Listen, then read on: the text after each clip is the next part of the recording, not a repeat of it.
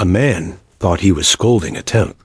Turns out, he was handing out orders to the new owner right in front of everyone.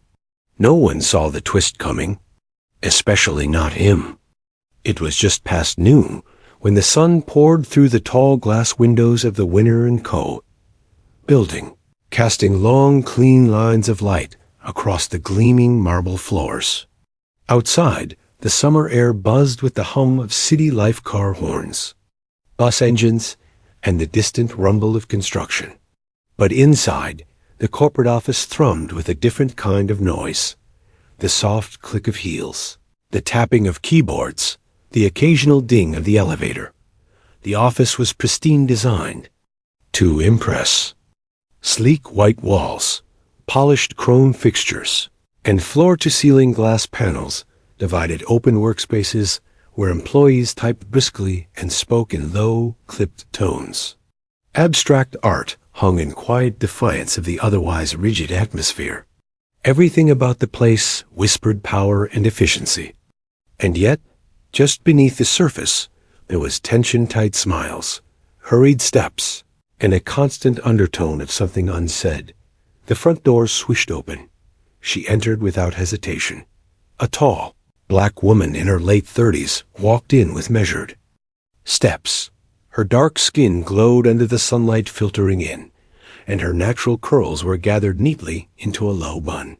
She wore a navy blue blouse tucked into high-waisted black slacks, her outfit modest but impeccably pressed. No jewelry, no loud colors, just quiet elegance, confidence. She moved like someone who knew exactly where she was going. And why not, as she approached the front desk, a few nearby employees looked up. Their glances ranged from neutral curiosity to thinly veiled judgment. One man, standing by the copy machine, raised an eyebrow. Another woman whispered something to her coworker behind her palm, but the woman didn't flinch. She offered a polite nod and a small smile, setting her brown leather handbag gently beside the reception counter. With practiced ease, she settled into the chair behind the desk, scanning the computer terminal briefly before opening the top drawer to arrange a few of her belongings. She reached into her bag and pulled out a worn, leather-bound notebook. Its cover was creased from years of use, the pages marked with tabs, scribbles, and notes fragments of observation and experience gathered over time.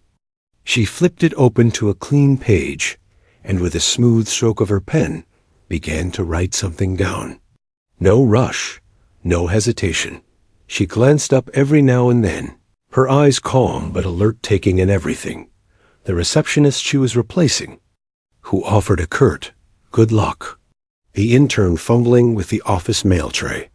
The sharply dressed woman who walked by without acknowledging her existence. She wasn't surprised. Not offended, either. She had seen this kind of place before. Places where people smiled with their mouths, but not their eyes. Places where your skin could say more about your role than your resume ever could. Still, she sat tall, composed. Not cold, just steady. As she observed, her hand occasionally returned to her notebook. Small notes, details, patterns. From the far side of the office, a group of mid-level managers walked past, chatting loudly about Q3 projections. One of them, a man in khaki slacks and a loud striped tie, looked her over and muttered, "Must be another temp," before continuing down the hall without breaking stride. She heard it. She simply kept writing. Her desk phone rang once. She picked it up smoothly, her voice low and professional. "Good afternoon. Winner & Co. How may I direct your call?" She listened, took notes, directed the call with flawless courtesy, then hung up and returned to her quiet watchfulness. There was no sign of arrogance in her posture, no hint that she needed to prove anything. And yet, she exuded a presence that made one second-guess their assumptions. She wasn't there just to answer phones. Not really. A young woman from HR walked by, glanced at her, hesitated, and then gave a hesitant, awkward smile. She returned. It warm but unreadable. The office continued its rhythm around her, unaware of the slow shift already beginning. No one asked her name. No one offered a tour. The assumption had been made the moment she walked in. Receptionist? Assistant? Temporary? That was fine. She had all day. The hum of conversation in the office was suddenly pierced by the sharp, clicking sound of polished dress shoes against the tile. The rhythm was brisk, almost military. Heads turned discreetly as Mr. Halvorsen, the regional director, strode through the glass double doors, like a man arriving to claim what was his. He was in his early 50s, tall, broad-shouldered, with thinning silver-blonde hair, combed meticulously to the side. His navy suit was crisply tailored, his white shirt starched to perfection. A gold nameplate shimmered on his lapel. His expression was one of constant irritation, like the world was always a few steps behind his expectations. Halvorsen didn't just walk, he occupied space. People moved out of his way without needing to be asked. He expected it. He scanned the front office briefly, his gaze halting on the unfamiliar figure behind the reception desk. His eyes narrowed. He frowned, then glanced toward the calendar on the wall, as if checking to confirm something. Then he turned, heels clicking, and made a beeline for her. "Excuse me," he snapped, his voice loud and sharp. "Why are you on that desk?" The woman looked up from her notebook with calm eyes. "Good afternoon," she said smoothly. "I'm covering reception today." Halvorsen didn't smile. "Covering? Who gave you access to that terminal?" "That's not a general use station. I was told to sit here by the front office coordinator. Everything was arranged in advance," she said evenly. "Mm-hmm," he scoffed, clearly unimpressed. "Well, that coordinator clearly didn't clear it. With me. And you," he gestured vaguely at her, as if her presence was a clerical error. "You need to be faster with the phones. The call earlier rang 4 times before you answered. There was no one else at the desk." He hadn't even heard the call himself. She offered a short nod, not defensive. "Thank you. I'll keep that in mind." Her voice was steady, professional, courteous, but it lacked the false deference he was used to, and that irked him. He leaned forward slightly, lowering his voice just enough to add pressure, but loud enough for nearby staff to overhear. "And don't touch that system behind you," he warned, pointing toward the receptionist's scheduling interface. "Only trained staff are authorized for that software." "I haven't used it," she replied calmly. "Just observing for now. That's not your job. And where's your supervisor? Did you even get permission to sit there?" From her seat, she calmly looked him in the eye. There was no challenge, just quiet certainty. "I was given access, but I understand your concern." She picked up her pen, opened her notebook, and jotted something down without rush, without looking back at him. Halvorsen stared at her, baffled by her composure. She didn't shrink, she didn't flinch, and most frustratingly, she didn't apologize. From the corridor, a few employees had paused. A young admin assistant froze beside the printer. A junior manager passed by slowly, pretending to check her phone but clearly listening. No one said a word. Halvorsen's voice rose another notch, now filled with condescension. "You need to learn how this office works," he said, loud enough for half the front floor to hear. "We don't just let people show up and make their own rules. If you're going to last here, you need to remember your place." The words hung in the air, like something sourdough still seated. The woman paused her writing. She looked up, pen poised. "Understand?" she said softly. "I'll make a note of that." Her expression didn't change, but the room felt heavier, somehow like the air itself was paying attention. Halvorsen stared at her, trying to read something: defiance, disrespect, fear. But he found none of it, just a woman with a steady gaze and a page half filled with observations. He scoffed again and turned abruptly. muttering something about entitlement under his breath as he marched away. As he left, the receptionist returned to her work without a word. She answered another call, her voice still calm, warm, utterly unbothered. She wrote another note, flipped a page, sipped from her stainless steel water bottle. Across the room, the assistant by the printer glanced over nervously. Their eyes met for a second. The receptionist smiled, a real one, but it faded just as quickly. The afternoon sun shifted in the sky, casting longer shadows across the office floor. Time moved forward, but the mood inside remained still tense, like the surface of water before a sudden ripple. The woman behind the reception desk, calm, poised, and meticulous, continued her quiet work. Her notebook now contained several new pages of notes, names, observations, patterns. She flipped to a clean page and began another line just as the glass doors hissed open again. A courier stepped in, young and flushed from the heat. He held a thick manila envelope, sealed tightly and stamped with a red confidential sticker. He looked around uncertainly, then approached the front desk. "Delivery FOR J Row?" he said, double-checking the label. She looked up, unfazed. "That's me," she replied. The courier blinked. Sorry. It's marked for the executive office. I thought maybe ... She simply extended her hand and smiled. "You're in the right place." Still a bit confused, he passed the envelope to her. She signed the delivery form neatly, thanked him, and set the envelope aside without opening it. A few feet away, a mid-level manager in a blue pencil skirt did a double take. She'd heard the name, J. Rowe, her brows furrowed.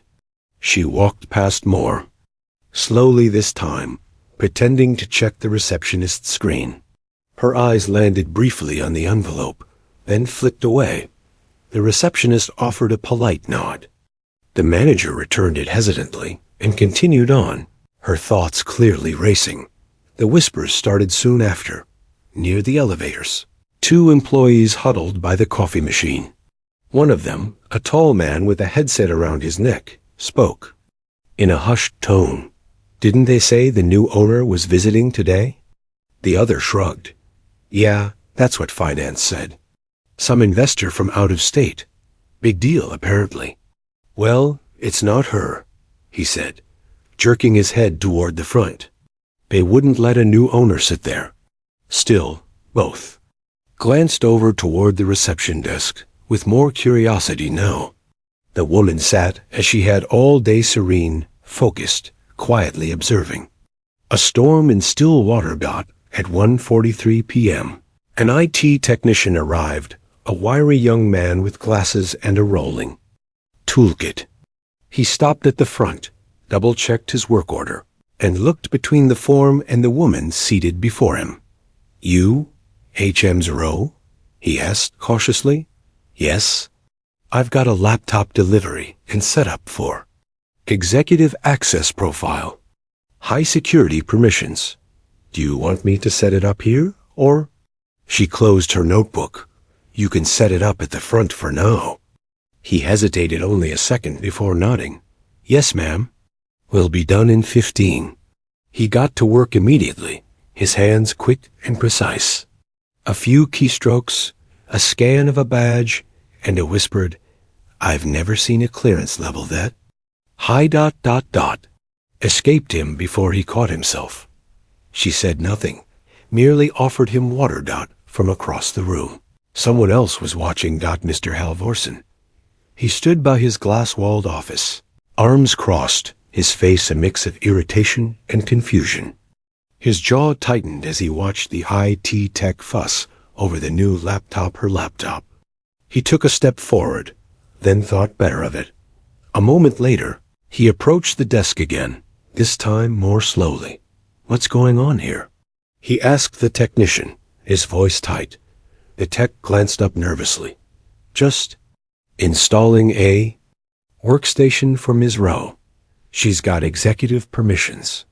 Came in from HQ this morning. Executive? Halvorsen frowned, then turned to the woman. Why wasn't I informed of this? She didn't blink. I believe the transition documents were sent to all regional directors last week. He narrowed his eyes. What transition documents? She tilted her head slightly. You might want to check your inbox. That set something off in him. You know, he said, his tone laced with superiority. Your tone has been just this side of insubordinate all day. I've given you several chances to correct it, but apparently you're not interested in being a team player. The office grew quieter. Nearby, a few employees had stopped pretending not to listen. Halvorsen pressed on, puffing up. If you can't respect the authority around here, I'll have no problem submitting a formal complaint. In fact, I might just go ahead and write you up now for attitude. She looked at him with a calm that was disarming. Of course. If that's what you feel is necessary, she said simply. Just be sure to submit it through the proper channels. Halvorsen blinked. He wasn't used to not rattling people. She turned her attention back to the laptop, thanked the technician, and started typing. He stood there a moment longer, clearly waiting for something, an apology, a reaction, a flinch. He got none. Defeated, but still indignant, he turned on his heel and stormed back toward his office. Behind her, whispers thickened. Words like executive, clearance, and row drifted through the air like seeds on the wind, but she didn't chase them. She had all the time in the world. By 2:50 p.m., the hum of the office shifted. The emails had gone out brief, formal, unignorable. Subject, mandatory department meeting, 3 p.m. sharp location. 6th floor conference room, and note. The new managing partner will be addressing all staff. No one knew quite what to expect. The new owner had been whispered about for weeks, mostly in vague terms. She's from corporate. She bought a controlling share. She's private, doesn't like attention. That only made the anticipation worse. By 2:58, the room had begun to fill. Conference room A, usually reserved for quarterly updates and budget wars, felt unusually charged. Staff filed in, murmuring, adjusting chairs, whispering guesses. Mr. Halvorsen arrived last. He swept in with his usual sharp pace, his dark blazer stretched tight across his broad frame, silver cufflinks glinting as he checked his watch. A seat had already been reserved for him at the front table. He nodded stiffly at a few colleagues, gave a tight smile to the VP of Operations, and took his seat. He was a picture of control. He leaned toward the woman beside him. I heard she's from New York. Probably some suit and heels who thinks she knows how to revamp culture, he muttered with a smirk. The woman chuckled lightly, nodding in agreement. All eyes turned toward the double doors at the front of the room. 3:00 p.m. Sharp. They opened, and there she was, the same woman who had been behind the reception desk all day. The woman Halvorsen had spoken down to in full view of staff. The woman who calmly nodded while being scolded, who had simply jotted things in a weathered leather notebook. Jordan Rowe stepped into the room with quiet grace. Her navy blouse now had a black blazer layered over it, subtle but sharp. Her notebook was in hand, closed gently between her fingers. She didn't walk fast. She didn't need to. For a moment, the room was still. Then whispers surged. What, wait, that's her? She's the young... No way. Halvorsen blinked, then frowned. He looked to the others for reassurance, like maybe they were seeing something he wasn't. Jordan walked to the front of the room and set her notebook on the podium. She looked out across the sea of faces, calm, steady. Some looked confused. Some looked stunned. A few looked ashamed. She smiled. Good afternoon, she began, her voice warm, steady, and somehow commanding. Thank you all for making time today. I won't take up too much of it. She opened her notebook slowly, letting the silence hang just long enough to draw the room in. My name is Jordan Rowe, and as of last week, I became the majority shareholder and managing partner of this company. A beat. No one spoke. Someone in the back audibly gasped. I've spent the past month reviewing numbers, reports, and culture audits. But I've always believed the best way to understand how a company truly operates is to sit at the front door. She glanced briefly toward a few familiar faces in the room. So today, I did just that. Her eyes moved calmly over the rows of chairs, over the people who had ignored her, whispered about her, dismissed her entirely. I saw how visitors are treated, how employees speak when they think no one important is listening. I observed this energy, the tone, the professionalism or lack of it, in the way people carry themselves. Then, slowly, she turned toward Halvorsen. He sat frozen, eyes narrowed, lips parted slightly as if caught mid-breath. And I'd like to begin by discussing this company's current approach to professionalism, respect, and how we treat every member of our team. Her voice was level, no anger, no sarcasm, but it was devastating in its clarity. Halvorsen shifted in his seat. His posture stiffened. His eyes darted quickly to the floor, then to the others around him. Jordan continued. I've always believed that titles are temporary. Character is not. If someone in a support role is spoken to without dignity, it says less about their job and more about the culture we've allowed. She closed her notebook gently. I'll be conducting a series of department reviews starting next week. But let me be clear. This is not just about numbers anymore. It's about accountability. There was no applause, just silence. Heavy, thick, and undeniable. Across the room, people were sitting straighter. Some shifted uncomfortably. Others, particularly junior staff, looked like they were seeing something they'd never been allowed to imagine. A leader who saw them, Jordan, glanced once more at Halvorsen. Their eyes met. He looked away first. Mr. Halvorsen sat frozen. His usually commanding frame now looked oddly small in the high-backed conference chair. One hand gripped the armrest tightly, knuckles pale, while the other fiddled with the pen he'd brought, though he hadn't written a single word. Beads of sweat gathered at his temple, a fine sheen glistening under the recessed lights above. The room, so often ruled by his voice, was now gripped in silence. Everyone was still. Jordan stood tall at the front, her calm presence anchoring the room. She did not gloat. She didn't raise her voice. Her tone remained steady, gracious, yet immovable. There was no trace of anger in her face, only certainty. Her words had the unmistakable weight of someone who had nothing to prove, but everything to protect. She continued, flipping to the next page in her notebook. There are moments when a company has to decide who it really wants to be, she said, looking out at the sea of faces. Not just on a website or in a mission statement, but in how people are treated on a random Tuesday. In how we speak to someone who doesn't look or dress the way we expect them to.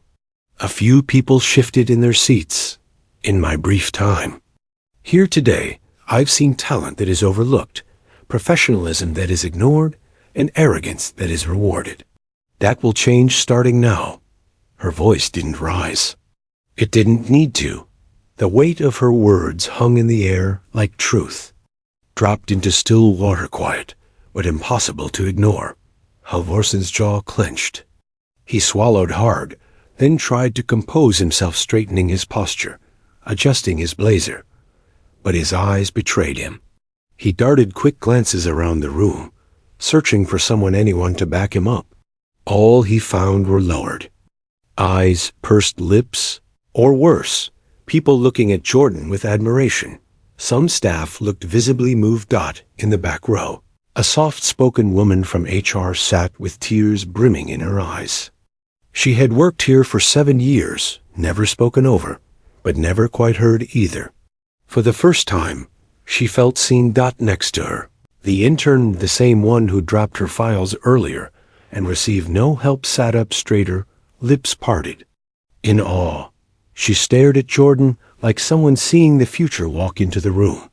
And at the far end of the table, the assistant who'd once laughed at Halvorson's suit and heels joke now kept her eyes on her lap, red-faced and still. Jordan's gaze swept slowly across the room again. Not with judgment, but with quiet accountability. "I want to be clear," she said gently. "This isn't about punishment. It's about presence. From this moment on, we are building a culture of ownership, respect, and equity. Every title, every desk, every role matters." She paused, letting the moment settle deep into the room's bones. "I know some of you may feel uncertain. Some may feel defensive. That's okay. Change is uncomfortable.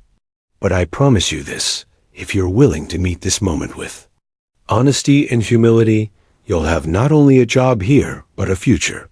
The silence lingered a moment longer. Then, slowly, hands began to move, quiet, sincere applause rising like a wave. Not the forced kind, not polite, but real, earnest. Few started clapping cautiously. Then more followed. Within seconds, the conference room pulsed with the sound of its steady, growing, echoing off the glass walls, like something long held back finally being released. Halvorsen clapped, too, hesitantly at first. It was awkward. He looked down quickly. Lips pressed into a tight, unreadable line. Jordan gave a short, gracious nod. "Thank you," she said, stepping back from the podium. "I'll be meeting with department heads one-on-one this week. You'll receive your times by email." As she gathered her notebook and closed it with a soft snap, a few employees rose from their seats, uncertain whether to leave, thank her, or simply process what had happened. She turned to go, but paused beside the exit. A young mailroom clerk, barely out of college, held the door open for her with wide eyes and a quiet, "Thank you, ma'am." She smiled. "It's Jordan." He grinned shyly. "Thanks, Jordan." She nodded and walked out, her footsteps quiet, but her impact thundering behind her. As the staff filed out slowly, there was a noticeable shift in the air, like a room that had been rearranged without anyone touching the furniture. People looked at each other differently now. The woman they had ignored, assumed to be just the receptionist, had just redrawn the hierarchy they thought they knew. Not with aggression, not with revenge, but with truth, with grace, and with power that needed no announcement. The building felt different now. It wasn't the lights. They still shone with the same cool glow. It wasn't the polished marble floors or the scent of fresh paper and faint coffee drifting from the break room. It was the atmosphere, that subtle shift in energy you can't quite name, but everyone feels. The kind that turns sideways, glances into direct eye contact, muttered jokes into thoughtful silence, and empty greetings into real, intentional words. Later that afternoon, Jordan Rowe walked the same hallway she had quietly entered just hours before, but this time no one looked through her. The same workers who had passed her, without a glance, now moved aside with respectful nods, some offering cautious smiles, others just stunned into stillness. No one knew exactly what to say, but something about her presence now commanded attention without asking for it, not because of fear, but because of clarity, because now they knew who she was. Jordan, she didn't walk any differently. She still moved with grace and intention, still held her notebook loosely at her side, still offered that same calm gaze to everyone who met her eyes. She didn't let the newfound reverence twist her posture into arrogance. That wasn't her way. As she passed by the marketing corridor, she paused. Near the copier stood a young woman, barely in her 20s, with trembling hands and a sheet of paper clutched in frustration. Her face was flushed, jaw tight, as she prodded the machine's control panel for the third time. The blinking red light offered no comfort. The words "Paper Jam Tray 2" flashed again. The girl muttered under her breath, clearly trying to hold back tears. She didn't notice Jordan at first. Jordan approached slowly, crouching beside the machine without a word. She gently opened the lower tray and reached in with practiced ease. A soft tug. The stuck paper slid free in one clean motion. The intern blinked. "Oh," she stammered. I'm so sorry. I didn't see you." Jordan handed her the paper with a smile. "You'll get the hang of it. It's always tray 2. The girl looked at her, wide-eyed. "You single quotes Ms. Rowe, right?" Jordan tilted her head. "Just Jordan." There was a beat of silence between them, just long enough for the intern to realize something important. Jordan didn't just remember being in her shoes once. She still stood in them when necessary. Jordan straightened, gave the machine a pat like an old friend, and started walking again. The intern watched her go, her cheeks pink but her eyes bright, down the hall. A man from accounting, one who hadn't said a single word to her all day, stepped aside and cleared his throat. "Ms. Rowe Jordan, that was quite a meeting. I just wanted to say thank you." She nodded. "I'm glad you were there." "Yeah," he said, rubbing the back of his neck. "We all needed to hear it." Wordlessly, Jordan continued on, weaving past cubicles and open offices. Not watching, just noticing, just being present. She passed Halvorson's office without slowing. He stood inside, rigidly still behind his glass door, pretending to review a spreadsheet, but the screen hadn't changed in 20 minutes. He looked up just as she walked past. Didn't stop. She didn't need to. The message had already been delivered hours ago, without shouting, without firing, without vengeance. Just truth. Just power. As Jordan returned to the lobby, she saw a new batch of visitors signing in. A man in a sharp suit looked confused, unsure of where to go. The receptionist, now back from lunch, rose quickly to help, but Jordan was already moving. "First time here?" she asked the man. He nodded, looking for conference room C. Jordan pointed without hesitation, straight past the elevators, then left. "You'll see signs." He thanked her, smiling, then paused. "You work here?" Jordan smiled, her expression unreadable. In a manner of speaking. He left without pressing further, and Jordan turned back toward the front. She stood there for a moment, where she'd begun the day. The desk, the phone, the seat people thought she belonged in, but she hadn't come to claim a throne. She came to remind people what real leadership looks like. Not loud, not boastful. But anchored. Moral of the story: never judge someone by their appearance or position, because the person you overlook today might be the one holding the door to your future. Real leadership isn't about power. It's about respect, humility, and character. And those who carry it don't need titles to prove it.